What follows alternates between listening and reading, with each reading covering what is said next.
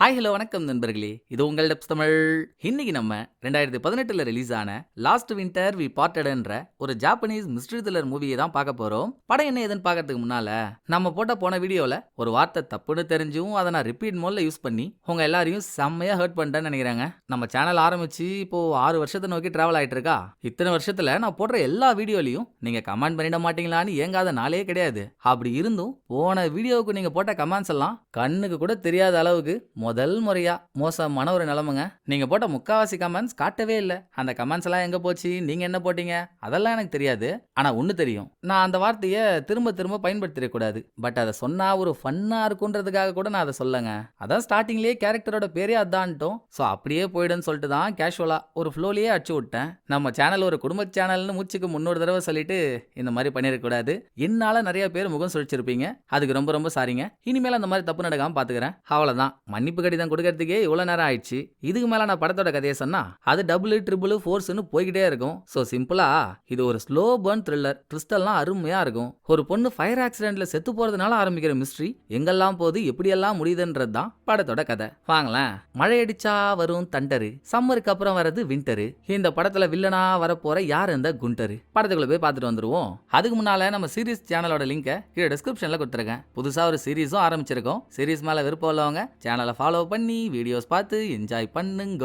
இப்போ இந்த படத்தை ஓபன் பண்ணா ஒரு கண்ணு தெரியாத பொண்ணு ரொம்ப சோகமா, இந்த மாதிரி பிளைண்ட் பீப்புள்ஸ் எல்லாம் அவங்க படிக்கிறதுக்கு எழுதுறதுக்குன்னு தனியா ஒரு லாங்குவேஜ், தனியா ஒரு ஸ்டைல் வச்சிருப்பாங்கல்ல. அந்த ஸ்டைல்ல யாருக்கோ லெட்டர் எழுதிட்டு அதை ஒரு கவர்ல போட்டு எச்ச தொட்டு ஒட்டுறாங்க. அப்படியே அடுத்த சீன்ல ஒரு வீட்டுக்குள்ள நெருப்பு பத்திக்கிட்டு எரியுது. அதுக்கு நடுவுல நம்ம பார்த்த கண்ணு தெரியாத பொண்ணு மாட்டிக்கிட்டு என்ன காப்பாத்துங்க காப்பாத்துங்கன்னு கத்துறா. கொடுமையான விஷயம் என்னன்னா, நெருப்பு எரிஞ்சிட்டு இருக்க இடத்துல கையில கேமராவோட ஒருத்தவன் நிக்கிறாங்க. அந்த பொண்ணு அந்த கத்துறா. ஆனா பொண்ணை காப்பாத்துறதுக்கான எந்த முயற்சியும் எடுக்கல. கடைசியில அந்த பொண்ணு செத்தே போயிட்டா. அடுத்து சம்பவ இடத்துக்கு வந்த போலீஸ் எல்லாம் போட்டோகிராஃபர் தான் கொலையாளின்னு அவனை அரெஸ்ட் பண்றாங்க. இன்னொரு மேட்ரு, இப்ப செத்தால கண்ணு தெரியாத பொண்ணு அவ சில நாளைக்கு முன்னாலே காணா போயிட்டான்னு மிஸ்ஸிங் கம்ப்ளைண்ட்டும் ஃபைல் ஆயிருக்கு. அப்போ போட்டோகிராஃபர் தான் அந்த பொண்ணை கடத்தி கொஞ்ச நாள் அடைச்சு வச்சு லாஸ்ட்ல கொன்னுட்டான் அப்படின்னு கேஸ போட்டு போட்டோகிராஃபரை உள்ள வைக்கிறாங்க. ஜெயில இருக்க அவனை பார்க்க போட்டோகிராஃபரோட அக்காகாரின்னு ஒருத்தி லாயரோட வரா. தம்பி நீ எதுவும் கவலைப்படாதரா, அக்கா நான் இருக்கேன், இவர் தான் நம்ம லாயரு, இனிமேல் இவர் என்ன சொல்றாரோ அதை மட்டும் தான் நீ கேக்குற. அந்த ரூம்ல நடந்த எதையும் ஒண்ணு விடாம மெயினா உண்மையை சொல்லணும்டா, இவர்கிட்ட சொல்ல, மிச்சத்தை இவர் பாத்துப்பாரு அப்படின்னு அக்காகாரி சொல்லி போட்டோகிராஃபரும் ரூம்ல நடந்ததெல்லாம் வக்கீல்கிட்ட சொல்றான். என் தாய் மேல ஆணையான எந்த தப்பும் பண்ணல சார். நான் ஒரு போட்டோகிராஃபர்ன்றதுனால அழகான பெண்களையோ இல்ல எனக்கு பிடிச்ச பெண்களையோ பார்த்தா அவங்கள மாடலா நிக்க வச்சு போட்டோ எடுக்கணும்னு போய் அப்ரோச் பண்ணுவேன். அப்படிதான் இந்த பிளைண்ட் பொண்ணுகிட்டயும் அப்ரோச் பண்ணேன். அவளா பிடிச்சுதான் சார் மாடலா போட்டோவுக்கு போஸ்ட் கொடுக்குறேன்னு என் ஸ்டுடியோலயே வந்து தங்கினா. ஒரு செஷன் போட்டோ ஷூட்டை முடிச்சுட்டு நீ ட்ரெஸ்ஸை மாத்துமா, நான் வெளியே போயிட்டு வரேன்னு சொல்லிட்டு வெளியே போனேன் சார். நான் இல்லாத நேரமா பார்த்து செட்டில் இருந்த கேண்டில்ஸ் எல்லாம் தவறி கீழே விழுந்து ஃபயர் ஆயிடுச்சு போல. திரும்ப நான் வந்தேன். அந்த பொண்ணு துடிச்சிட்டு இருந்தா. நான் அந்த பொண்ணை காப்பாத்த எவ்வளவோ முயற்சி பண்ணேன். ஆனா என்னால முடியலன்ட்டு ஒரேடியா அடிச்சிட்டான். இதோட இவன் தான் நெருப்ப வச்சான்றதுக்கான எந்த எவிடன்ஸும் இல்ல. ஏன் நமக்கு கூட அவன் தான் நெருப்ப பத்த வச்சான்ற மாதிரி காட்டவே இல்ல. அதனால இவன் சொன்ன வாக்குமூலத்தை வச்சு இவன் அந்த பொண்ணை கொலை பண்ணிட்டான்னு இவன் மேல இருக்க கிரைம நெருப்புல எறிகிற பொண்ணை இவன் காப்பாத்தாம விட்டான்னு மாத்திட்டாங்க. அப்ப தண்டனையும் கம்மியா தானங்க கிடைக்கும். சோ நல்லா 4 அடி நாய்வால் மாதிரி இருக்கான்ல போட்டோகிராஃபர், அவனுக்கு பெருசா எந்த தண்டனையும் கிடைக்கல. கேஸையே டிஸ்மிஸ் பண்ணி அவனை வெளியே விட்டாங்க. அங்க படத்தோட டைட்டில போட அடுத்து ஒரு நியூஸ் பேப்பர் ஆபீஸ்க்கு வந்தா அங்க சீஃப் ரிப்போர்ட்டரா ஒருத்தர் இருக்காரு. ரிப்போர்ட்டர் வேலைக்கு வந்ததும் வராதுமா, சார் ஓனர் உங்களை கூப்பிட்டாரு சார், ஒரு முக்கியமான விஷயமா அப்படின்னு சொன்னதும் ரிப்போர்ட்டர் ஓனர்கிட்ட போனா அங்க நான் ரைட்டர்னு சொல்லிட்டு ஒரு புது பையன் வந்திருக்காங்க. அந்த புது பையன் தான் படத்தோட ஹீரோ. தன்னோட விசிட்டிங் கார்டை கொடுத்து நான் ஒரு ஃப்ரீலான்ஸ் ரைட்டர்னு தன்னை அறிமுகப்படுத்திக்கிட்டு நான் கார சாரமா ஒரு புக் எழுதலான்னு இருக்கேங்க. அதை உங்க நியூஸ் பேப்பர் கம்பெனில பப்ளிஷ் பண்ணீங்கன்னா உங்களுக்கும் நல்லது, எனக்கும் வாழ்க்கை பிரகாசமா இருக்கும் அப்படின்னு ஒரு கோரிக்கையை முன் வைக்கிறான். புக்கை பப்ளிஷ் பண்றதெல்லாம் ஒரு பக்கம் இருக்கட்டும்பா, முதல்ல அந்த புக்ல நீ என்ன எழுத போற, புக்கோட கதை கரு என்னன்னு ரிப்போர்ட்டர் கேட்டா எல்லாம் போட்டோகிராஃபர் மாட்டின அந்த பிளைண்ட் பொண்ணோட ஃபயர் ஆக்சிடென்ட் பத்தி தாங்க. ஆனா அதை பத்தி எழுதுறதுக்கு என்னப்பா இருக்கு, அரசாங்கமே அந்த கேஸை டிஸ்மிஸ் பண்ணி குற்றவாளியை வெளியே விட்டாங்க. இதுக்கு மேல அதுல நீ என்னத்தை எழுதி கிழிக்க போற, ஒன்னும் இல்லாத கதையை எங்க நியூஸ் பேப்பர்ல வர போடுன்ற, ஏன்பா எங்க வியாபாரம் நல்லா ஓடுறது உனக்கு பொறுக்கலையா அப்படின்னு ரிப்போர்ட்டர் ஒத்துக்காத மாதிரி பேசினாலும் நீங்க சொல்றதெல்லாம் கரெக்ட் தான், கேஸ முஷ்டாங்க தான். பட் கொஞ்ச நாளைக்கு முன்னால இன்டர்நெட்ல போட்டோகிராஃபரை பத்தின தகவல் ஒண்ணு ரூமரா வந்துச்சு. அதை கேள்விப்பட்டீங்களா? பிளைண்ட் பொண்ணு நெருப்புல மாட்டி கதறிட்டு இருந்தால, அப்ப போட்டோகிராஃபர் அந்த பொண்ணை காப்பாத்தாம அவ நெருப்புல எரியும் போது அவ பட்ட வலிகள் எல்லாம் போட்டோவா எடுத்து அதை இன்னுமா வச்சிட்டு இருக்கிறதா ரூமர் ஒண்ணு வந்துச்சு. ஒருவேளை அது உண்மையா இருந்துச்சுன்னு வைங்களேன், போட்டோகிராஃபர் இந்த மாதிரியான ஒரு போட்டோ எடுக்கிறதுக்காகத்தான் வேணும்னே ஃபயரை செட் பண்ணி அந்த பொண்ணை கொன்னுட்டான்னு நம்ம அவனுக்கு மரண தண்டனை கூட வாங்கி கொடுக்கலாம் சார். சோ கொஞ்சம் யோசிச்சு பாருங்க. என்ன ஹீரோ அதை அதை பத்தின புக்கை எழுதியாகணும்னு ஒத்த காலில் நிக்கிறான். நீ ஏன்பா இந்த கேஸ் மேல இவ்வளவு ஆர்வமா இருக்கன்னா, ட்ரெண்டிங்ல இருக்க கேஸ் வேற எதுவும் இல்லையே சார், எனக்கு வேற வர அக்டோபர்ல கல்யாணம் பண்ணதுக்கு அப்புறம் நான் ஒரு ரைட்டரா இருந்து கதை எழுதி அந்த கதை விக்குமா விக்காதான்னு தெரியாம ரிஸ்க் எல்லாம் எடுக்க முடியாது இல்ல. கல்யாணத்துக்கு முன்னாலே ஏதாச்சும் பண்ணாதானே உண்டு. அதான் கேக்குறேன், எனக்கு ஒரு வாய்ப்பு கொடுங்கன்னு ஹீரோ ரொம்ப கெஞ்சுறான். இதுல ரிப்போர்ட்டருக்கு விருப்பம் இல்லைனாலும் நியூஸ் பேப்பர் கம்பெனியோட ஓனர்னு ஒருத்தன் இருக்கான்ல, ஏன்பா புக்கை அவன் எழுத போறான், அதுல நமக்கு என்ன லாஸ்? அவன் எல்லாத்தையும் எழுதி முடிச்சு எடுத்துட்டு வந்ததும் அவன் கொடுக்குற ஸ்கிரிப்ட் ஒர்த்தா இருந்தா பப்ளிஷ் பண்ணுவோம், இல்லையா தட்டி விட்டு போயிட்டே இருக்க வேண்டியதுதான். எனக்கு என்னமோ அந்த பையனுக்குள்ள ஒரு திறமை இருக்க மாதிரி தெரியுது, பாப்போமே என்னதான் பண்றான்னு அப்படின்னு ஹீரோ கேட்டதுக்கு இந்த கம்பெனி ஒத்துக்குறாங்க. ஒருத்தவனை பத்தின கதை எழுத வெளியே போய் விசாரிக்கிறத விட அவங்கிட்டயே போய் கேட்டா இன்னும் நிறைய தகவல் கிடைக்கும்ல. சோ போட்டோகிராஃபர்ட்டே போன ஹீரோ எதுக்காக இவன் வந்திருக்கானோ அந்த உண்மை காரணத்தை சொல்லல.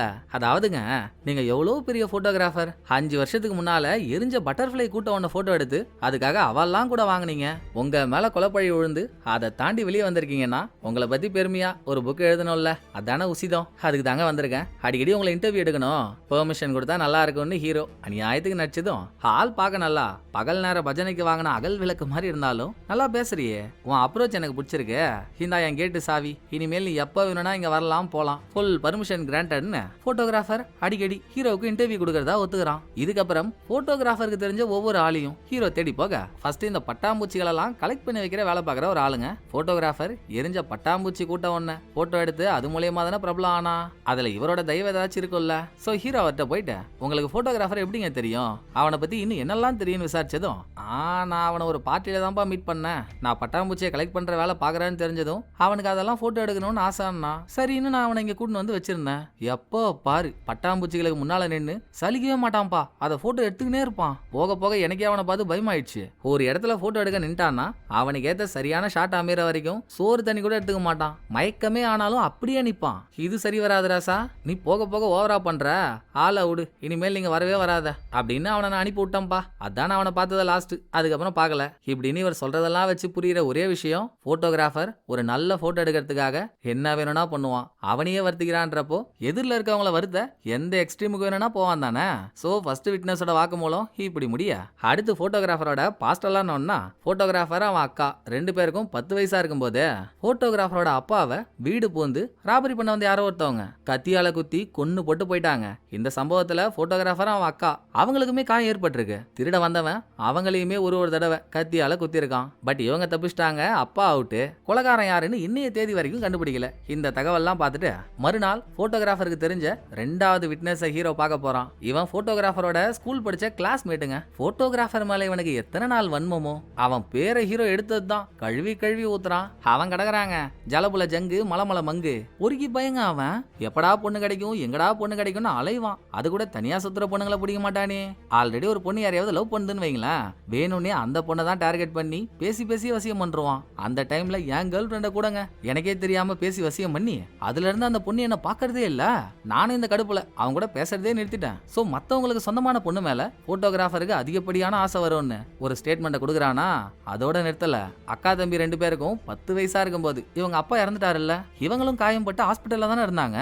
அப்ப போட்டோகிராஃபரை பார்க்கலான்னு வாங்க போயிருக்காங்க. ரூமுக்குள்ள போல ரூம் வாசல்ல நிக்கும் போதே உள்ள யாரோ சிரிச்சு பேசுற மாதிரி சவுண்ட் கேட்டிருக்கா. என்னடான்னு இவன் கதவு மேல காதை வச்சதும் சொன்னாத நம்பவே மாட்டீங்க, ஒன்னா பிறந்த அக்கா தம்பி 2 பேரும் ஒரே பெட்ல படுத்துக்கிட்டு அப்பா செத்துட்டாருன்ற சோகம் கூட இல்லையா. 2 பேரும் காதல் ஜோடிகள் மாதிரி வசனம் பேசி சிரிச்சிட்டு இருந்தாங்களாம். என்னடா இது கன்றாவி கதைன்னு நமக்கெல்லாம் காண்டாவுதா.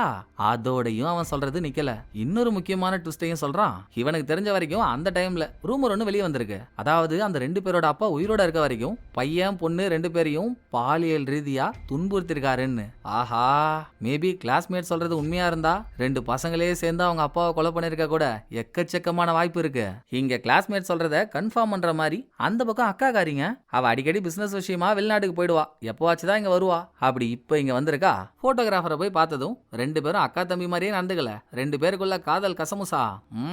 அதுக்கு நடுவுல போட்டோகிராஃபர், அக்கா புதுசா ரைட்டர் ஒருத்தவன் என்ன இன்டர்வியூ எடுக்கிறேன்னு அடிக்கடி வராங்கக்கா, எனக்கும் ரொம்ப போர் அடிக்குதா, அவன் கேரக்டர் எனக்கு பிடிச்சும் இருக்கு, அதான் இன்டர்வியூ கொடுக்கறதா ஒத்துக்கிட்டு கொடுத்துட்டு இருக்கேன் அப்படின்னு அந்த விஷயத்த சொன்னதும், பாத்துரா தம்பி நீ பாட்டுக்கு எல்லாத்தையும் உளறி கொட்டுற போற, எதை சொல்லணுமோ அதை மட்டும் சொல்லு அப்படின்னு அக்கா கொடுத்த அட்வைஸோட இந்த சீன் முடிய, நெக்ஸ்ட் டே போட்டோகிராஃபர் 2 சின்ன பசங்களை வச்சு காட்டுக்குள்ள போட்டோ ஷூட் ஒன்று எடுக்கிறான். ஷூட் முடிஞ்சதும் ஹீரோவோட இன்டர்வியூ. நேத்து ஹீரோ கிளாஸ்மேட் மூலியமா என்னெல்லாம் கேள்விப்பட்டானோ தயங்கவே இல்ல, அதை அப்படியே போட்டோகிராஃபர்ட்ட கேட்டான். உங்களுக்கும் உங்க அக்காவுக்கும் அந்த மாதிரின்றாங்களே, அது உண்மையான்னு ஹீரோ கேட்க, இதெல்லாம் ஒரு கேள்வியா, எனக்கு இதுக்கு பதில் சொல்ல விருப்பமே இல்ல, கேள்வியை மாத்துன்னு போட்டோகிராஃபர் அதை பத்தி பேசவே இல்ல. சரி, அப்போ உங்க அப்பா உங்களை அபியூஸ் பண்ணதா சொல்றாங்களே அது அப்படின்னு அடுத்த கேள்வியை கேட்டதும், யாருங்க உங்களுக்கு இதெல்லாம் சொல்றது, நல்லா சத்து இல்லாத சத்துணவு முட்டை மாதிரியே ஒருத்தன் இருப்பானே என் ஃப்ரெண்டு, அவன்கிட்ட தானே கேட்டு வந்தீங்க, அவன் சொல்றதெல்லாம் போயிங்க, என் அப்பா எவ்வளவு நல்லவர் தெரியுமா, அவர் இருக்க வரைக்கும் என்னையும் அக்காவையும் கண்ணும் கருத்துமா பாத்துக்கிட்டாரு, ஏன் சாகும்போது கூட எங்களுக்காக அவ்வளவு சொத்தை விட்டு வச்சுட்டு தான் போனாரு. அந்த மனிதர்குல மாணிக்கத்தை தப்பா பேசிட்டு இருக்கீங்க. அட போங்க, நீங்க கேட்ட கேள்விகள்ல எனக்கு இன்டர்வியூ கொடுக்குற மூடே போயிடுச்சு. பேக்கப்னு போட்டோகிராஃபர் திங்ஸ் எல்லாம் எடுத்து வச்சிட்டு இருக்கப்போ ஹீரோவுக்கு அவன் கட்டிக்க போற பொண்ணுகிட்ட இருந்து கால் வர, இத போட்டோகிராஃபரோட மூக்கு குறி வச்சிருதுங்க. போனை கட் பண்ணதும், யார் அந்த பொண்ணு, அவ பேர் என்ன, எங்க வேலை செய்யறா, அவளுக்கு என்னெல்லாம் பிடிக்கும், எப்ப 2 பேரும் கல்யாணம் பண்ணிக்க போறீங்க, நீ வேலையில பிஸியா இருக்க, அவ தனியா இருந்து ரொம்ப ஃபீல் பண்ணுவாள்ல அப்படின்னு அந்த பொண்ணை பத்தி நோன்றான். ஏங்க அதை நான் கட்டிக்க போற பொண்ணுங்க, நீங்க என்னங்க அன்வான்ட் கேள்வி எல்லாம் கேட்டு அவர்ஷன் ஆகுறீங்க, போங்க நான் போறேன்னு கிளம்பின ஹீரோ தான் ஏற்கனவே ரிப்போர்ட்டே சொன்னால, கல்யாணத்துக்கு முன்னால நான் இந்த புக்கை எழுதி ஆகணும், இதுதான் என்னோட கரியர், அப்பதான் என்னால பெரிய ஆள் ஆக முடியும்னு. கல்யாணம் நெருங்கிடுச்சு, புக்கை கம்ப்ளீட் பண்றதுக்கான எந்த இன்ஃபர்மேஷனும் கிடைக்கலையே. நம்ம ஹீரோ கட்டிக்க போற பொண்ணு ஹீரோயின் வச்சுப்போம். ஹீரோயின் ஒரு ஹோட்டல்ல வெயிட்ரஸா வேலை பாக்குறா. நைட் அங்க சாப்பிட போன ஹீரோ, நான் சொல்றேன்னு கோச்சிக்காதம்மா, உன்னை கூட வச்சுக்கிட்டு என்னால வேலை பார்க்க முடியல, உன்னை கல்யாணம் பண்றதா இந்த வேலையான்னு இதுவே தான் என் மண்டைக்குள்ள ஓடிட்டு இருக்கு, ஒன்னு பண்ணுவோமா, கல்யாணத்தை தள்ளி போட்டா என்ன அப்படின்னு ஹீரோ மிகப்பெரிய இடியா அந்த பொண்ணு தலையில போட்டதும், டேய் என்னடா இன்விடேஷன்லாம் அடிச்சாச்சு, இப்ப போய் இப்படி சொல்ற, ஏன் என்ன ஆச்சு, நான் ஜர்க்காக 2 பேருக்குள்ள ஹோட்டல்ல சத்தமா கலவரம் நடக்குதா, இத ஹோட்டலுக்கு வெளியே நின்னு போட்டோகிராஃபரும் விட்டு கேட்டுட்டு இருக்கான். போச்சு இந்த கொல்லி கண்ணு வேற ஹீரோயின் மேல பட்டுருச்சு, என்னடா ஆக போகுதுன்னு நம்ம பதறிட்டு இருக்க.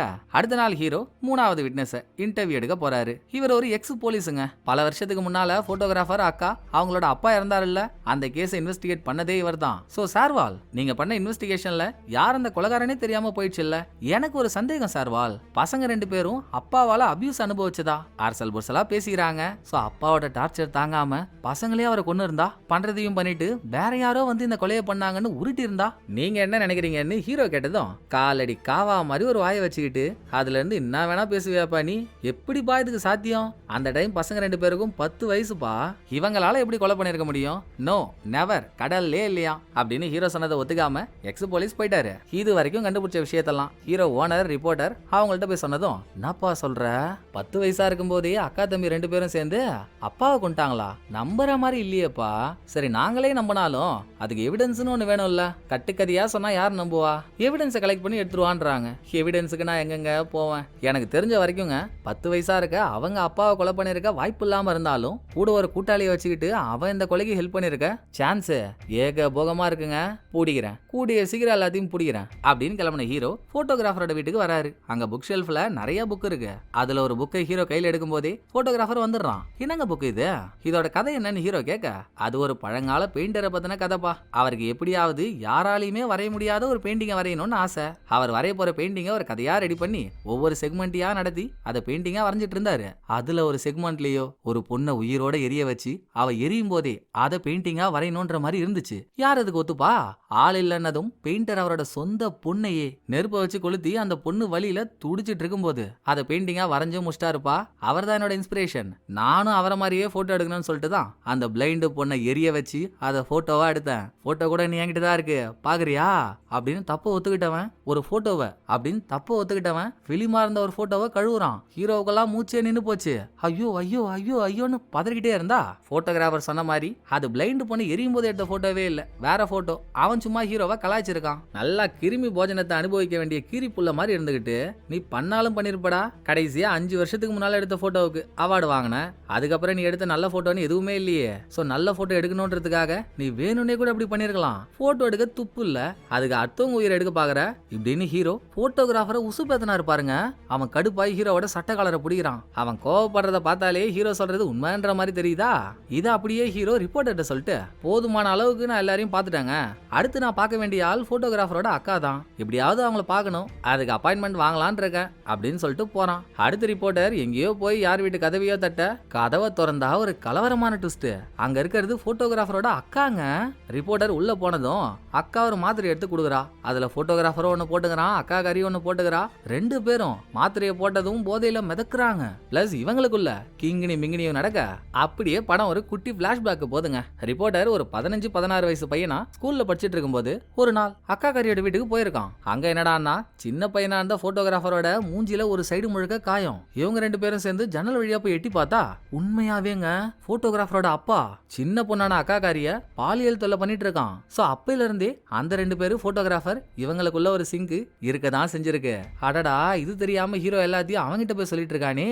அப்ப போச்சான்னு நம்ம நினைக்கும் போது இவங்களுக்குள்ள எல்லாம் நடந்து முடிஞ்சதும், ஏமா உனக்கு இந்த விஷயம் தெரியுமா தெரியாதான்னு தெரியல, புதுசா ரைட்டர்னு ஒருத்தன் வந்து உன் தம்பியோட கதைய புக்கா எழுத போறேன்னு விடாப்புடியா இருக்காமா.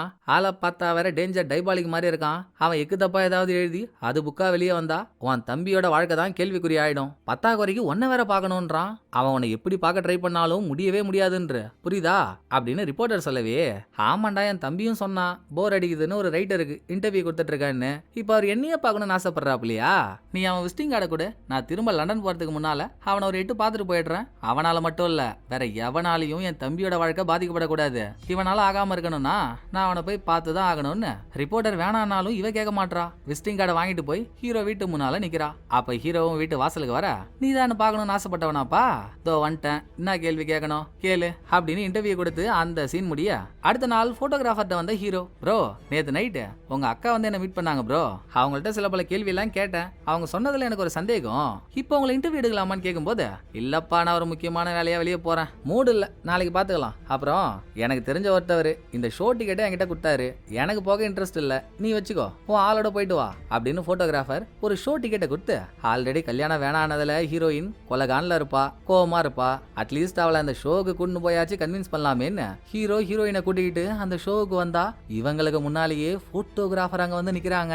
கொய்யால அவன் ஹீரோயினை பார்க்கணும், அதுக்காக அவன் போட்ட ஸ்கெட்ச் தான் இது. ஹீரோவுக்கு இவன் தயவு தேவைப்படுது, இவன் கிட்ட பேசி ஆகணும், அப்பதானே புக் எழுதி முடிக்க முடியும். சோ அப்படியே அவனை உதறி தள்ளிட்டு போக முடியாம, ஏமா இவர் தாமா ஒரு போட்டோகிராஃபர், நம்ம நண்பர் தான் அப்படின்னு ஹீரோ அவங்க 2 பேருக்குள்ள ஒரு அறிமுகத்தை கொடுத்ததும் போட்டோகிராஃபர் ஹாய்னு சொல்லிக்கிட்டு ஹீரோயினோட கையை குலுகுறான் குலுகுறான் குலுகுறான் குலுகுறான் குலுகுறான் குலுக்கிக்கிட்டே இருக்கிறான். கையை விடவே மாட்டான். நல்லா சீர்வரிசையில கொடுத்த மோர் குண்டா மாதிரி இருந்துகிட்டு, நான் கட்டிக்க போற பொண்ணுடா அவ, உட்ரா கைய அப்படின்னு ஹீரோ வம்பாடுபட்டு கையை பிரிச்சு விட்டு ஹீரோயினோட வந்து உள்ள உட்காந்துடுறாரு. இவங்களுக்கு ஆப்போசிட்ல உட்காந்துருந்த போட்டோகிராஃபரோ ஷோ முடிகிற வரைக்கும் ஹீரோயினை வச்ச கண்ணு வாங்காம பாத்துக்கிட்டே இருக்காங்க. சனிய சாவித்திரி மேல கண்ணை வச்சிட்டான், கூட்டுருவானா அப்படியே.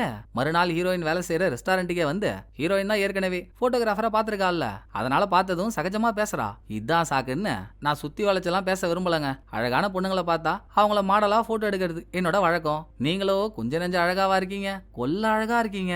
உங்களை பார்த்ததும் என்னால இதை கேட்காம இருக்க முடியலங்க. என்கிட்ட மாடலா போட்டோ எடுக்க வரீங்களா அப்படின்னு போட்டோகிராஃபர் கேக்குறான். அங்க சீனை கட் பண்ணாங்க. ஹீரோ ஹீரோயினுக்குள்ள பிரச்சனை இன்னும் முடியல. ஹீரோ கல்யாணம் வேணானதுல இருந்து நாளுக்கு நாள் இவங்களுக்குள்ள விரிசல் ஆகிட்டே இருக்கு. திடீர்னு ஒரு நாள் அந்த பொண்ணை காணோம். நேத்து நைட்டு வீட்டை விட்டு போனவ வேலைக்கும் போல, திரும்ப வீட்டுக்கும் வரல, எங்க போனானே தெரியல. பட் போட்டோகிராஃபர் கடைசியா ரெஸ்டாரண்ட் வந்து ஹீரோயின்ட்ட பேசினால, அப்ப ரெஸ்டாரண்ட் ஓனர் போட்டோகிராஃபரை பார்த்திருப்பாரு. இப்ப காதலியை தேடிட்டு இருக்க ஹீரோ கிட்ட அதை கோத்து விட்டதும் சரியா போச்சு. அது ஒரு காவு வாங்கும் கிணறாச்சேடா, உள்ள போனா வெளியே வர முடியாதே, அங்கேயா போய் மாட்டினானா மாலு அப்படின்னு அரக்க பறக்க போட்டோகிராஃபர் வீட்டுக்கு ஓடி வந்த ஹீரோ நமக்கே தெரியும். ஃபர்ஸ்ட் ஹீரோ போட்டோகிராஃபரை பார்க்கும்போது, இந்தாடா இதான் என் கேட்டு சாவி வச்சுக்கோ, எப்ப வேணா வா எப்ப வேணா போ அப்படின்னு பெர்மிஷன் கொடுத்தான்ல.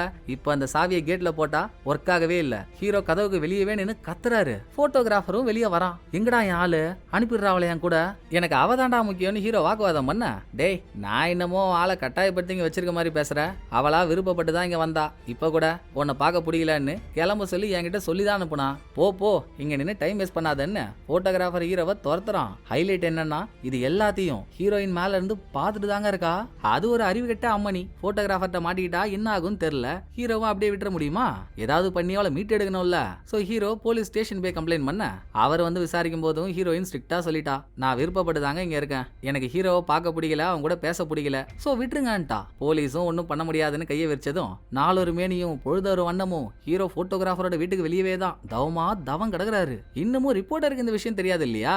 இப்ப எதர்ச்சியா ரிப்போர்ட்டர் கதை ரெடி ஆயிடுச்சா, என்ன ஸ்டேட்டஸ் போயிட்டு இருக்குன்னு கேட்கலான்னு ஹீரோவுக்கு போனை போட, போட்டோகிராஃபர் தான் ஆளை தூக்கிட்டான்ற கதையை ஹீரோ சொல்ல, மீண்டும் மீண்டுமா இதோ இருப்பா உடனே நாங்க வரேன் அப்படின்னு ரிப்போர்ட்டர் கிளம்பும் போதே அக்கா காரிக்கு போனை போடுறான். எடுக்கல. சோ ஏமா உன் தம்பி சும்மா இருக்க மாட்டானாமா, திரும்ப பைத்தியகாரத்தனமா அடுத்த பொண்ணை தூக்கிட்டாமா, ஏதாவது ஆவறதுக்குள்ள இந்த மெசேஜை பார்த்தா டக்குன்னு எனக்கு போனை போடுமா அப்படின்னு வாய்ஸ் மெயில் ஒண்ணு போட்டு டாக்ஸியை பிடிச்சி போட்டோகிராஃபர் வீட்டுக்கு ரிப்போர்ட்டர் வந்துட்டு இருக்காங்க. வீட்டு வாசலுக்கு வந்து நின்னதும் வீட்டுக்குள்ள கப கப கப கபன்னு தீ பத்திக்கிட்டு எரிய. அப்பதான் ஹீரோ வேற கேட் எகிரி வச்சு உள்ள போறாரு. பின்னாலேயே ரிப்போர்ட்டரும் உள்ள போனா ஹீரோயின் நெருப்புல தீ பிடிச்சி எரிஞ்சிட்டு இருக்கா. மனசாட்சியே இல்லாமங்க போட்டோகிராஃபர் ஹீரோயினை காப்பாத்த ட்ரை பண்ணாம அந்த பொண்ணு எரியறத சிரிச்சுக்கிட்டே போட்டோ எடுத்துட்டு இருக்கான். உள்ள போய் ஹீரோ கலவரம் பண்ண அப்பவும் போட்டோகிராஃபர் ஒரு ஸ்மைல போட இங்கே இருந்தா உள்ள வந்திருக்க மீதி 3 பேருக்கும் படையல் தான். சோ வாங்கடா வெளியே போலான்னு ரிப்போர்ட்டர் 2 பேரையும் வெளியே கூட்டு வந்துடுறான். எப்படி இருந்தாலும் ஹீரோயினை காப்பாத்த முடியல, அவ இறந்துட்டா. இப்ப கூட போட்டோகிராஃபரை போலீஸ் ஸ்டேஷன்ல விசாரிக்கும் போது நான் தான் அந்த கொலையை பண்ணனு ஒத்துக்க மாட்டான். நான் ஒரு வேலையா வெளியே போயிருந்தாங்க, திரும்ப வந்து பார்க்கும்போது தீ பத்திட்டு எரிஞ்சுது. ஆல்ரெடி அந்த பொண்ணு செத்துட்டா. செத்தவளை காப்பாத்தி என்ன பண்ண போறோம், சரி போட்டோவுக்காச்சும் யூஸ் ஆகுமே தான் நான் போட்டோ எடுத்துட்டு இருந்தேன். நான் அந்த பொண்ணு எதுவுமே பண்ணலான்றான். இவருக்கு என்ன கிடக்குது, நல்லா கீழே கிடைச்ச கிழிஞ்ச செருப்பு மாதிரி இருந்துகிட்டு கதை கதையா சொல்லுவான். அத போலீஸ் உட்காந்து கேட்டு இருப்பாங்களா?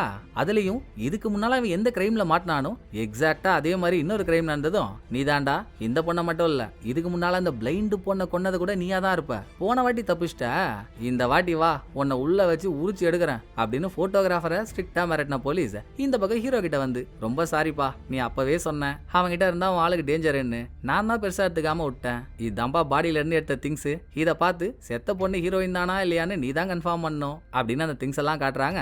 அதுல என்கேஜ்மெண்ட் ரிங்க ஹீரோயின் போட்டிருப்பா. ரிங்க பார்த்ததும் ஏன் ஆள் தாங்க இவ அப்படின்னு ஹீரோ கன்ஃபார்ம் பண்ணிட்டானா. சம்பவ இடத்துல ஹீரோயினால எழுதப்பட்ட ஒரு பர்சனல் டைரியும் கிடைச்சிருக்கு. ஹீரோயின் எந்த தேதியில இருந்து போட்டோகிராஃபரோட ஒன்னா ஒரே வீட்டுல இருந்தாலோ அந்த ஒரு தேதியிலையும் அவ என்னெல்லாம் அங்க அனுபவிச்சாலோ அதை எழுதிருக்கா. ஆகஸ்ட் 22 முத நாள் எந்த பிரச்சனையும் இல்ல. ஆகஸ்ட் 23 தெரியாம இவங்கிட்ட வந்து மாட்டிக்கிட்டோம் போல, இவன் என்ன என்னமோ பண்ண சொல்றான். ஆகஸ்ட் 24 இந்த மாதிரி ஒரு பைத்தியத்தை நான் பார்த்ததே இல்ல, இவன் என்ன என்னமோ பண்ணிடுவானோன்னு பயமா இருக்கு. ஆகஸ்ட் 25 ஹீரோ நான் உன்னை விட்டு வந்தது தப்புதான்டா, உன்கிட்ட இருந்து தப்பிக்கிறேன்னு புலிவாலை புடிச்ச கதையாகி போச்சுரா. ஆகஸ்ட் 26 இனிமேல் நான் உன்னை பார்க்க வருவானான்னு தெரியல, என்னைக்கா இருந்தாலும் நான் உன்னை லவ் பண்ணிட்டே தான்டா இருப்பேன் அப்படின்னு அவ சாகிறதுக்கு முன்னால வரைக்கும் என்னெல்லாம் அனுபவிச்சாலோ அதை தேதி வாரியா பிரிச்சு பிரிச்சு எழுதிருக்கா. கடைசியா எரிஞ்சு போன ஹீரோயினோட முகத்தை ஒரு தடவை பார்க்கணும்னு ஹீரோவுக்கு ஆசை. வேணாம்ப்பா சொன்னா கேளுப்பா, பார்த்தா அடையாளம் கூட தெரியாது, கஷ்டம் தான் அதிகமாகும், பார்த்து என்ன பண்ண போறேன்னு போலீஸ் கேட்டாலும் இல்லங்க நான் பார்க்கணும் அப்படின்னு இறுகிய இதயத்தோட ஹீரோ எரிஞ்சு போன ஹீரோயினை பார்க்கறான். பின்னாலேயே தான் ரிப்போர்ட்டரும் நிக்கிறான். எல்லாம் முடிஞ்சிடுச்சு, அதோட வாச்சு ஹீரோ அடுத்த வேலையை பார்ப்பான்னு நினைச்சா ஆஹா, இந்த படத்துல எனக்கு கொடுத்த இன்ட்ரோ என்ன, நான் போட்டோகிராஃபரை பத்தின கதை எழுதணும்ட்டு தானே, என்ன ஆனாலும் அந்த கதையை முடிக்காம விடவே மாட்டேன், சீக்கிரம் கதையை முடிச்சுட்டு காப்பி உங்களுக்கு அனுப்பி விடுறேன், எப்படி இருக்குன்னு பார்த்துட்டு சொல்லுங்கன்னு அதுலயே தாங்க நிக்கிறான். அடுத்த கொஞ்ச நாள்ல கதையை ரெடி பண்ணியும் அனுப்பிட்டான். என்ன அவன் போட்டோகிராஃபரை பத்தி தானே புக் எழுதுறான்னா, பட் கதையிலயோ அக்கா காரிய பத்தின ஒரு சில தகவல் இருக்கா. அதை பார்த்ததும் ரிப்போர்ட்டருக்கு பக்கு பக்குன்னு இருக்கு. ஏன்ற ட்விஸ்டுக்கு ஒரு பிளாஷ்பேக் போனா அப்பவே போட்டோகிராஃபர் அக்கா காரி ரிப்போர்ட்டர் இவங்களுக்குள்ள ஒரு லிங்க் இருந்துச்சா. ஒரு நாள் ரிப்போர்ட்டர் ஸ்கூல் முடிச்சுட்டு வெளியே வரும்போது சின்ன பொண்ணா இருந்த அக்கா காரி ரிப்போர்ட்டர்ட்ட வந்து நைட்டு 10 மணிக்கு என் வீட்டுக்கு வா, உனக்காக நான் கதவை திறந்து வைக்கிறேன் அப்படின்னு இவனை கூப்பிட்டுருக்காங்க. ஏன் எதுக்குன்னு தெரியாம இவனும் 10 மணிக்கு அவங்க வீட்டுக்கு போனா இவன் போறதுக்கு முன்னாலேயே அக்காவும் தம்பியும் சேர்ந்து அப்பாவை கொன்னு போட்டு வச்சிருக்காங்க. எப்படி சின்ன பசங்க அந்த கொலையை பண்ணாங்கன்னு தெரியவே இல்லைங்க. ஆனா திறமையா பண்ணிட்டாங்க. ரிப்போர்ட்டர் வந்ததும் அக்கா காரி அவங்கிட்ட கத்தியை கொடுத்து நாங்க 2 பேரும் வாழணும்டா, அதுக்கு நீ என்னையும் என் தம்பியையும் ஆளுக்கு ஒரு குத்து குத்தியே ஆகணும், அப்பதானே போலீஸ் வந்து கேட்டா எங்க அப்பாவை கொன்னவன் எங்களையும் கத்தியால குத்திட்டான்னு ஒரு பிம்பத்தை கிரியேட் பண்ணி தப்பிக்க முடியும். சோ அக்கா காரி சொல் பேச்சை கேட்டு ரிப்போர்ட்டர் தாங்க அக்கா காரி போட்டோகிராஃபர் 2 பேரையும் கத்தியாலேயே குத்திருக்கான். சோ பிரசன்ட்ல எங்க ஹீரோ எதையாவது கண்டுபிடிச்சு இந்த கதையில நம்மளும் ஒரு ஆளா வந்துருவோமோன்னு ரிப்போர்ட்டருக்கு பயம். அது இல்லாமங்க ரிப்போர்ட்டர் இங்க வேலை செய்யற ஒருத்தவங்க கிட்ட ஹீரோவை பத்தின பேக்ரவுண்ட் செக்அப் பண்ண சொல்லிருப்பான். அவன் என்னடானா இப்ப புதுசா வந்து ஒரு கதையை சொல்றான். ஏங்க ஹீரோ ரைட்டர்னு சொல்லிட்டு தானே நம்மள்ட்ட வந்தான், நான் விசாரிச்ச வரைக்கும் அவன் ரைட்டர் மாதிரியே தெரியலங்க. ரெசியூம்ல அவன் ப்ரொஃபஷன் எல்லாத்தையும் மாத்தி சொல்லியிருக்கான். போன வருஷம்லாம் அவன் ஒரு சின்ன எடிட்டிங் கம்பெனில டிரான்ஸ்லேட்டரா வேலை பார்த்திருக்கான் அப்படின்னு ஹீரோ இதுக்கு முன்னால எந்த கம்பெனில வேலை பார்த்தானோ அந்த அட்ரஸ் அவன் கொடுக்க ரிப்போர்ட்டர் அங்க போக உண்மைதான் ஹீரோ இங்கதான் வேலை பார்த்திருக்கான். எப்பயில இருந்து வேலை பார்த்தான், அவன் இங்க வேலை பார்க்கும்போது என்னெல்லாம் ஆச்சு, எதுக்காக இங்க வேலையை விட்டு நின்னா, அதெல்லாம் ரிப்போர்ட்டர் கேட்டதும் போன வருஷத்துல ஜூன் மாசத்துல இருந்து நினைக்கிறேன்ப்பா அவன் ஒரு பொண்ணை லவ் பண்ணான். 2 பேரும் ஜாலியா தான் இருந்தாங்க. கேரகம் நடுவுல என்ன ஆச்சோ 2 பேருக்குள்ள பிரேக்கப் ஆயிடுச்சு. அப்பையில இருந்தே ஆள் ஒரு மாதிரி வித்தியாசமா தான் சுத்திட்டு இருந்தான். சரியா வேலைக்கு வரதில்ல, எங்க போவானே தெரியாது. அப்புறம் ஒரேடியா வேலையை விட்டே நின்ட்டான் அப்படின்னு ஹீரோ எந்த பொண்ணை லவ் பண்ணானோ இந்த கடை ஓனர் அந்த போட்டோ எடுத்து காட்டினா ட்விஸ்ட்டுங்க. படத்தோட ஆரம்பத்துல செத்து போனால பிளைண்ட் பொண்ணு அவ தான் ஹீரோவோட காதலி. காதலி யாரால செத்த செத்தான்னு சந்தேகம் இருக்கோ ஹீரோ அவன் கூடவே வந்து ஜாயிண்ட் அடிச்சிருக்கான்னா பக்கா பிளான் ஏதோ ஒன்று இருக்கணும்ல பாப்போம். சோ அந்த பிளைண்ட் பொண்ணு தான் ஹீரோவோட காதலின்னு தெரிஞ்சு இத பத்தி ஹீரோ கிட்ட கேட்டே ஆகணும்னு ரிப்போர்ட்டர் ஹீரோவோட வீட்டு அட்ரஸ் வச்சு ஹீரோ வீட்டை தேடி போயிட்டு இருக்கான். சேம் டைம் ஜெயில இருக்கான்ல போட்டோகிராஃபர், இவனுக்கு யாரோ ஒருத்தவங்க புக் ஒன்னு அனுப்பி வச்சிருக்காங்க. அதை தொடர்ந்து படிக்க ஆரம்பிக்கிறான். அதோட அங்க ஹீரோவோட வீட்டுக்கு போனால ரிப்போர்ட்டர் அது நார்மலான ஒரு மனுஷன் வாழற வீடு மாதிரியே இல்லங்க. ஆக்சுவலா அந்த பில்டிங்கே டெமாலிஷ் பண்ண போற ஒரு பில்டிங், சுத்தி யாருமே இல்ல, எல்லா அபார்ட்மெண்ட்டும் காலியா கிடக்கு. இங்கேயாடா ஹீரோ வாழ்ந்துட்டு இருக்கான் அப்படின்ற சந்தேகத்தோட ஹீரோவோட பிளாட் எதுவோ ரிப்போர்ட்டர் அதோட கதவை திறந்தா ரூமுக்குள்ள ஒரு பக்கம் போட்டோகிராஃபர், இன்னொரு பக்கம் அக்காக்காரி, மூணாவதா ரிப்போர்ட்டர். இவங்க 3 பேரையும் பல நாளா ஹீரோ ஃபாலோ பண்ணிட்டு இருக்கான் போல. அக்காக்காரி ரிப்போர்ட்டர் இவங்களுக்குள்ள இருக்க லிங்க் முத கொண்டு ஹீரோவுக்கு தெரிஞ்சிருக்கு. அதை போட்டோவாவும் எடுத்து வச்சிருக்கான். இப்படி அவங்க போட்டோவை தனித்தனியா ஒட்டி வச்சு அதை ரிப்போர்ட்டர் பார்த்ததும் ஆயிடுது. தடுமாறி ஒரு பாக்ஸை தள்ளி விட்டா அதுக்குள்ள இருக்க ஊசி மருந்து அதெல்லாம் கீழே விழ இது கூடவேங்க ஜெயில போட்டோகிராஃபருக்கு ஒரு புக்கு போச்சு இல்ல, பார்க்க அதே மாதிரி இருக்க இன்னொரு புக்கு இங்க கிடைக்க ஒரே டைம்ல போட்டோகிராஃபர் ரிப்போர்ட்டர் 2 பேரும் புக்குள்ள இருக்க கதையை படிக்கிறாங்க. ஹீரோ பிளைண்ட் பொண்ணுக்கு எங்க எப்படி கனெக்ட் ஆச்சுன்றதுல இருந்து பிளாஷ்பேக் ஆரம்பிக்குது. 2 பேருக்குள்ள சிங்க் ஆனது ஒரு லைப்ரரியிலங்க. ஒரே லைப்ரரிக்கு ஹீரோ பிளைண்ட் பொண்ணு 2 பேரும் ரெகுலரா போவாங்க. ஹீரோ டிரான்ஸ்லேட்டரா இருந்தால முதல்ல வேலை செஞ்ச கம்பெனில அவன் ஒரு இங்கிலீஷ் புக்கை ஜாப்பனீஸ்ல டிரான்ஸ்லேட் பண்ணிருக்கான். கரெக்டா பிளைண்ட் பொண்ணு அந்த புக்கை தான் எடுத்து டெய்லியும் படிச்சிருக்கா. புக்கை படிக்கும் போது அவ மூஞ்ச பார்த்தாலே அவளுக்கு அப்படி ஒரு சந்தோஷம். சோ ஒரு வழியா முழு புக்கையும் அவ படிச்சு முடிச்சதும் நாங்க புக்கெல்லாம் படிச்சிங்களே நல்லா இருக்கா, நான் தாங்க அதை டிரான்ஸ்லேட் பண்ணேன், எப்படி இருக்குன்னு பேச ஆரம்பிச்சு நாளுக்கு நாள் அந்த சாதாரண பேச்சு காதலா மாறி இருக்கு. கண்ணு தெரியலன்றதெல்லாம் ஹீரோ ஒரு குறையாவே பார்க்கல. அந்த பொண்ணு கூட ரொம்ப சந்தோஷமா இருந்திருக்காருங்க. அப்பதான் ஒரு நாள் அவளுக்கு ஒரு ஆக்சிடென்ட் ஆயிட்டு இருக்கு. அடியெல்லாம் பெருசா இல்ல, கையில சின்னதா ஒரு ஸ்கிராட்ச் தான். பட் அன்னையில இருந்தே ஹீரோவுக்கு ஒரு பயம். கண்ணு தெரிஞ்சவங்க ரோட்ல ஒழுங்கா நடந்து போனாலோ இல்ல வண்டியில போனாலோ கூட எதிரில் வரவன் ஒழுங்கா வரானா இஷ்டத்துக்கு ஏத்திட்டு போயிடுறான். நம்ம ஆளுக்கு வர கண்ணு தெரியாது. இன்னைக்கு நடந்த மாதிரி நாளைக்கு பெருசா ஏதாச்சும் நடந்து ஒரேடியா நம்ம இவளை இழந்துட்டோம்னா அந்த பயத்துல ஹீரோ வேலைக்கே போறது இல்ல. எப்போ பாரு பிளைண்ட் பொண்ணுக்கு பின்னாலேயே சுத்துறது. அவ சேஃப்டியா இருக்காளா, அவளுக்கு எந்த பிரச்சனையும் இல்லையா, எல்லாம் கரெக்டா நடக்குதான்னு பார்க்க மென்டல் தனமா சுத்திட்டு இருந்திருக்கான். அடிக்கடி பிளைண்ட் பொண்ணுகிட்டையும் அவளுக்கு தெரிஞ்சவங்க சொல்லியிருக்காங்க யாரோ ஒருத்தவன் உன்னை ஃபாலோ பண்ணிக்கிட்டே இருக்காண்டின்னு. போதா குறைக்கு ஹீரோவோட பழைய ஓனர் அவன் வேலைக்கே வரதில்லைன்னு போட்டு விட்டாரா. சோ ஒரு நாள் பின்னால வரத கண்டுபிடிச்சு டே இப்படி நீ ஏன் பின்னாலே சுத்திட்டு இருந்தா, புக் எழுதணும்ன்ற பெரிய பெரிய கனவெல்லாம் வச்சிருக்கிய, அதை எப்படா முடிப்ப, நீ புக் எழுதணும் அதை படிக்கணும்னு எனக்கு எவ்வளவு நாள் ஆசை, சரி வராதரா, நான் உன் கூட இருக்க வரைக்கும் நீ இப்படிதான் இருப்ப போல, இன்னையோட நம்ம பிரேக்கப் பண்ணிக்கலாம், நீ உன் வேலையை பாரு நான் ஏன் வேலையை பாக்குறேன்னு. படம் ஆரம்பிக்கும் போது பிளைண்ட் பொண்ணு ஒரு லெட்டர் எழுதினா இல்லீங்களா, அதுதான் ஹீரோவுக்காக எழுதின பிரேக்கப் லெட்டர். ஹீரோவோட வாழ்க்கை நல்லா இருக்கணும்ன்றதுக்காக அந்த லெட்டர் எழுதி ஹீரோவுக்கு அனுப்பியிருக்கா. பாஸ்ட்ல இது வரைக்கும் நடந்த கதையெல்லாம் பிரசன்ட்ல போட்டோகிராஃபரும் ரிப்போர்ட்டரும் படிச்சிட்டு இருக்க ஹீரோ வீட்டுக்கு வந்துட்டாங்க.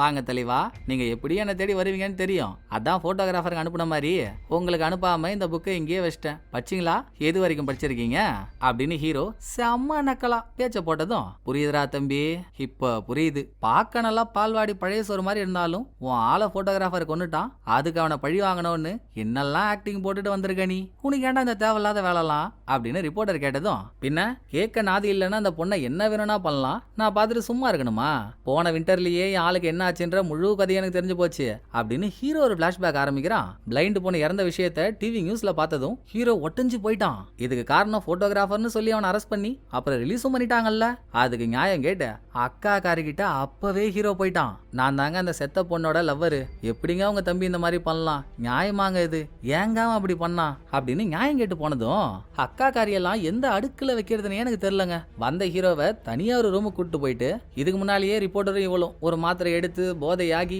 சும்மாக்கா ஜூ பண்ணதெல்லாம் பார்த்தோம்ல, அதே மாத்திரை ஹீரோ கிட்ட கொடுத்து ஹீரோவை போதையாகி உனக்கு உண்மை தெரியணும் தானே, அப்போ வா நம்ம 2 பேரும் கிளி பிளி பண்ணுவோம், அது முடிஞ்சதும் நான் உண்மையெல்லாம் சொல்றேன்னு ஹீரோ கூட ஒன்னா இருந்திருக்கா. சம்பவம் நடந்து முடிஞ்சதும் அது பாடுறா என் தம்பி மேல எனக்கு பாசம்னா பாசம் கொல்ல பாசம், 5 வருஷத்துக்கு முன்னால அவார்டு வாங்கினவன், அதுக்கப்புறம் ஒரு நல்ல போட்டோ மாட்டல, என்னமாச்சும் பண்ணணும் பேர் வாங்கணும்னு துடியா துடிச்சிட்டு இருந்தான். ஒரு அக்காவா என்னால பார்த்துட்டு சும்மா இருக்க முடியுமா, அந்த டைம்ல தான் உன் ஆள் கூட உனக்கு பிரேக்கப் ஆகி உன் ஆள் தனியா ரோட்ல நடந்து வரப்போ என் தம்பி அந்த பொண்ணை பார்த்திருக்கான், அவளை மாடலா நிக்க வச்சு போட்டோ எடுக்கணும்னு இவன் ஆசையா அந்த பொண்ணுகிட்டையும் சொல்லியிருக்கான். அவளோ ஓ ஞாபகமாவே இருந்ததுனால இல்லங்க அதெல்லாம் சரி வராதுன்னு சொல்லிட்டா, ஆனாலும் என் தம்பி விட மாட்டேன்ட்டானே, அந்த பொண்ணு தான் எனக்கு மாடலா வேணும்னு அடம் பிடிச்சான், ஒரு அக்காவா அவன் ஆசையை முடிச்சு வைக்க வேண்டியது தானப்பா என் கடமை. சோ நம்ம ரிப்போர்ட்டரு நான் எது சொன்னாலும் தட்டாம கேட்கிற டாக் அது, அந்த டாகை வச்சு நானும் அவனும் தான் உன் ஆளையே கடத்தணும், பல நாள் வீட்டுக்குள்ள அடைச்சு வச்சு டார்ச்சர் பண்ணோம், அப்பவும் என் தம்பிக்கு சாட்டிஸ்ஃபைட் ஆகுற மாதிரி ஒரு ஷாட் அமையவே இல்ல. எக்ஸ்ட்ரீம் கண்டிஷனுக்கு போனதுக்கு அப்புறம் தான் அந்த பொண்ணை நெருப்புல நிக்க வச்சு அவ எரியும் போது போட்டோ எடுத்தா குதூகலமா இருக்குமேன்னு நெருப்பை கொளுத்தி விட்டதே அப்கோர்ஸ் நான் தான். உன் ஆள் நெருப்புல எரியறப்போ எப்படியெல்லாம் துடியா துடிச்சான்னு அந்த போட்டோ கூட என்கிட்ட இருக்கு, பாக்குறியா அப்படின்னு போட்டோ எடுத்து காட்டி அதை ஹீரோவுக்கு முன்னாலேயே கொளுத்துறா. ஆக உன் ஆளோட சாவுக்கு காரணம் நான் தான். ஆனா பாத்தியா, உன் ஆளோட சாவுக்கு காரணம் யாரோ அவ கூடவே நீ பல்லாங்குழி விளையாடி இருக்க. இந்த குற்ற உணர்ச்சியுடைய சாவுடா, உன்னால என்ன பண்ண முடியும் இப்படின்னு அக்காக்காரி வரம்பு மீறி பேசி உண்மையை சொன்னதோட மட்டும் இல்ல ஹீரோவை அசிங்கரப்படுத்திட்டா. அப்ப போட்டிருக்காங்க ஹீரோ பிளான, என் ஆளுக்கு எல்லாரும் என்ன மாதிரியான வழியை கொடுத்தாங்களோ அதே வழியை அவங்களுக்கும் கொடுக்கணும்னு. ஆனா ஹீரோவால தனியா பண்ண முடியாது, கூட ஒரு பார்ட்னர் தேவைப்பட்டதுனால இந்த டைம்லாம் ஹீரோயின் இருக்கால அவளுக்கு ஏகப்பட்ட கடன் தொல்லை. சோ சாகலான்னு முடிவெடுத்து அதை சோசியல் மீடியால போட்டிருக்கா. ஏம்மா சாவற, உனக்கு தேவை பணம் தானே, நான் தரேன், அதுக்கு பதிலா நான் எப்படி எல்லாம் சொல்றேனோ அப்படி நீ எனக்கு நச்சு கொடு அப்படின்னு ஹீரோயினை கூட சேர்த்துக்கிட்டு இதுல ரிப்போர்ட்டர் தானே கைகூலி. சோ ஃபர்ஸ்ட் ரிப்போர்ட்டர்கிட்ட போயிட்டு அவனை இதுக்குள்ள கொண்டு வந்துட்டான். ரெண்டாவது போட்டோகிராஃபர்கிட்ட போனதும் அங்க இருந்து ஹீரோ பண்ண ஒரு மூவும் இப்ப ஜெயில உட்காந்துருக்கால போட்டோகிராஃபர், அவனை அங்க கொண்டு வந்து நிறுத்துறதுக்கான மூவ் தான். அட சரித்திர சைக்கோ, நீ என்னடா இவ்வளவு பெரிய சாடிஸ்டா இருக்க, நீ பழி வாங்க பிளான் போட்டதெல்லாம் ஓகே, அதுக்குன்னு ஒரு அப்பாவி பொண்ணு இதுக்குள்ள கூட்டு வந்து கொண்டியே, இந்த பாவம் உன்னை சும்மா விடுமா, இதுக்கு மேல என்னால முடியாதரா, தப்பு நான் பண்ணதா இருக்கட்டும், அக்காக்காரி பண்ணதா இருக்கட்டும், இல்ல நீ பண்ணதா இருக்கட்டும், எதுவா இருந்தாலும் நான் நடந்ததை அப்படியே போலீஸ்ட சொல்லி சரண்டர் ஆக போறேன் அப்படின்னு ரிப்போர்ட்டர் முந்தி அடிச்சுட்டு கிளம்புறான் பாருங்க. சகோ ஒரு நிமிஷம் இருங்கோ, அப்படியே போயிட்டா எப்படி, நான் இன்னும் முழு கதையும் முடிக்கலையே, உங்க காதோலி அக்காக்காரிக்கு என்ன ஆச்சுன்னு உங்களுக்கு தெரிய வேணாம் அப்படின்னு ஹீரோ இங்க தாங்க ஒரு மிரட்டலான ட்விஸ்ட கொடுக்குறான். படம் பிளாஷ்பேக் போகுது, ஞாபகம் இருக்குல்ல உங்களுக்கு, ரிப்போர்ட்டர் இருந்து விசிட்டிங் கார்டை வாங்கிட்டு வந்து அக்காக்காரி ஹீரோவை வீட்டு வாசல்ல மீட் பண்ணால, இதுக்கு முன்னாலேயே அவங்க ரெண்டு பேரும் சந்திச்சிருக்காங்க. அன்னைக்கு நான் பேசின பேச்சுக்கு நீ எல்லாம் தும்பப்பூல தூக்கு மாட்டி இருப்பேன்னு நினைச்சேன், இன்னும் உயிரோடு தான் இருக்கியா, என் தம்பியை பத்தின கதையை புக்கா எழுத போறேன்னு வந்திருக்கேன்னா ஏதோ ஒரு பிளான் போட்டு தான் வந்திருக்க போல, என்ன மீறி உன்னால அதை பண்ணிட முடியுமா அப்படின்னு பேசிக்கிட்டே ஹீரோ வீட்டுக்கு உள்ள வரைக்கும் வந்துட்டா. நானே உன்னை கூப்பிடணும்னு நினைச்சேன், நீயா தானா வந்து மாட்டிக்கிட்டியா, சந்தோஷம் அப்படின்னு அவ உள்ள வந்த செகண்ட் தான் ஹீரோ மயக்க ஊசி இறக்கி அவளை மயக்கமாக்கிட்டாரு. அப்புறம் என்ன, இங்க ஹீரோ பிளான போட்டு போட்டோகிராஃபரோட ஹீரோயின் நடிச்சிட்டு இருக்கால, கடைசி நாள் போட்டோ ஷூட் பாதியில இருக்கப்போ நீ இங்கே இருமா, நான் வெளியே போயிட்டு 11 மணிக்கெல்லாம் வந்துடுறேன், நம்ம திரும்ப ஆரம்பிப்போம் அப்படின்னு சொல்லிட்டு வெளியே போயிட்டான். அந்த 11 மணி ஆகிற கேப்ல அக்காக்காரிய பொட்டிக்குள்ள வச்சு இங்க எடுத்துட்டு வந்து அவளை சேர்ல கட்டி போட்ட ஹீரோ கிரீஸ் டப்பாவை எப்படி உதைச்ச இப்படிதானே அப்படின்னு இவ எப்படி பிளைண்ட் பண்ண கொளுத்தினாலோ அதே மாதிரி ஹீரோ இவளை கொளுத்தி விட்டாரு. சோ ஹீரோயினுக்கு ஒன்னும் ஆகல, இத பண்றதுக்கு முன்னாலேயே நீ பொண்ணு ஹீரோவை அனுப்பிட்டாரு. இதோட எரிஞ்சு போன பாடி ஹீரோயினே எல்லாரும் நம்பணும்ல. சோ அக்காக்காரியை கொளுத்துறதுக்கு முன்னாலேயே ஹீரோயின் கையில போட்டிருந்த மோதிரத்தை ஹீரோ அக்காக்காரியோட கையில போட்டு விட்டாரு. அக்காக்காரி கொழுந்து விட்டு எரிஞ்சிட்டு இருக்கும் போது ஹீரோயின் பர்சனல் டைரி ஒன்னு எழுதின மாதிரி ஹீரோவா எழுதி அதையும் டேபிள் டிராயர்ல வச்சிட்டாரு. இதோட ஹீரோ வெளியே போனதும் போட்டோகிராஃபர் உள்ள வரானா, அவனுக்கு எரிஞ்சிட்டு இருக்கிறது அக்காக்காரின்னு தெரியல, ஹீரோயின் தான் எரிஞ்சிட்டு இருக்கா. அவ செத்தா என்ன உயிரோட இருந்தா என்ன, நமக்கு போட்டோ தானே முக்கியம் அப்படின்னு சொந்த அக்கா எரியறதையே அவன் போட்டோவா எடுத்திருக்கான். இந்த கேப்ல ரிப்போர்ட்டர் வந்ததும் கொஞ்சமாச்சும் அவன் முன்னால நடிக்கணும்ல. சோ அப்படியே ஆவேசமா வீட்டுக்குள்ள போற மாதிரி கேட் எல்லாம் எகிரி குதிச்சு ஹீரோ போனதும் பின்னாலேயே உள்ள வந்த ரிப்போர்ட்டர் இத்தனை வருஷமா இவன் கூட ஒன்னா இருந்த பொண்ணு எரியறத இவன் கண்ணாலேயே பார்க்க வச்சிட்டாரு. சோ பழி வாங்க வேண்டியது 3 பேரையா, பிளைண்ட் பொண்ண கொன்ன அக்காக்காரிய ஹீரோவே கொன்னுட்டாரு, போட்டோகிராஃபர் ஹீரோயினை கொன்னுட்டான்ற மாதிரி ஆதாரத்தை ரெடி பண்ணி அவனையும் ஜெயிலுக்கு அனுப்பியாச்சு, காதலிச்ச பொண்ணு கண்ணு முன்னால கருகி இறந்து போறத ரிப்போர்ட்டரையும் பார்க்க வச்சாச்சு, பழி வாங்கும் படலம் வெற்றிகரமா முடிஞ்சிருச்சுல்ல. ஹீரோ இங்க ரிப்போர்ட்டர்கிட்ட கதையா சொன்னத ஜெயில இருந்த போட்டோகிராஃபர் புக்ல படிச்சு தெரிஞ்சுக்கிட்டு ஐயோ அக்கா போயிட்டியான்னு அழுவுறான். எல்லாம் நல்லபடியா முடிஞ்சதும் இதுக்கு உதவியா இருந்த ஹீரோயின்ட்ட போன ஹீரோ, பணம் எல்லாம் தாமா சாவ போன, இந்தா பணம், நீ வெளிநாட்டுல போய் வேற ஐடியில வாழறதுக்கு புதுசா ஒரு பாஸ்போர்ட்டே ரெடி பண்ணிருக்கேன், சந்தோஷமா இருப்போ அப்படின்னு அவளை அனுப்பிட்டு லாஸ்டாங்க இவரும் பிளைண்ட் பொண்ணும் அடிக்கடி ஒரு பீச்சுக்கு போவாங்க. அங்க போய் உக்காந்து தான் காதலி ஞாபகத்தோட அவ ஹீரோக்கு எழுதின லெட்டரை ஹீரோ கொளுத்திக்கிட்டே அவன் ஞாபகத்துல உருகி கரையிறாரு. அதோட படத்தோட கதை முடியுதுங்க. இந்த படம் உங்களுக்கு பிடிச்சிருக்கோன்னு நம்புறேன். அடுத்த ஒரு நல்ல படத்துல வந்து நான் உங்களை மீட் பண்றேன். இந்த வீடியோ உங்களுக்கு பிடிச்சிருந்தா லைக் பண்ணிடுங்க, எப்படி பண்ணிருக்கான்றத மறக்காம கமெண்ட்ல சொல்லிடுங்க. தேங்க்யூ, டடா பாய்.